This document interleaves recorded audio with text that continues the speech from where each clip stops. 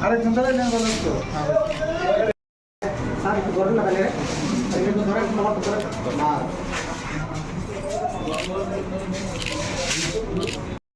ए दारो तो कहां दारो दारो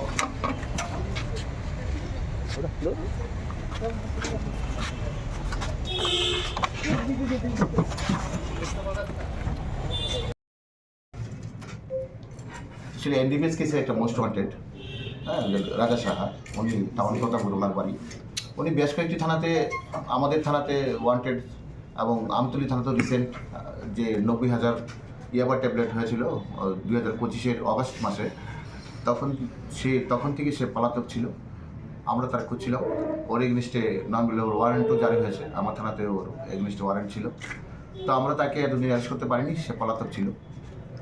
গতকালকে গভীর রাতে খবর এসেছিল তাকে দেখা গেছে। তো সেই গোপন তথ্যের ভিত্তিতে আমি অন্যান্য স্টাফ অফিসারদের নিয়ে তাকে ওই শনিতলা সংলগ্ন মহারাষ্ট্রের শনিতলা সংলগ্ন ওকে আমরা পাই, সাথে সাথে আমরা ওকে অ্যারেস্ট করি। আজকে ওকে on the strength of NBW warrant ওকে আজকে আমরা কোর্টে প্রদান করব। আমাদের থানাতে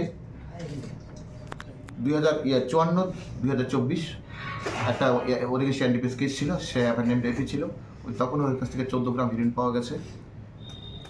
তাছাড়া এই 7/8/2025 আমতলী থানা বাইপাসে 90,000 ইয়াবা ট্যাবলেট ওর পজিশন থেকে পেয়ে ছিল।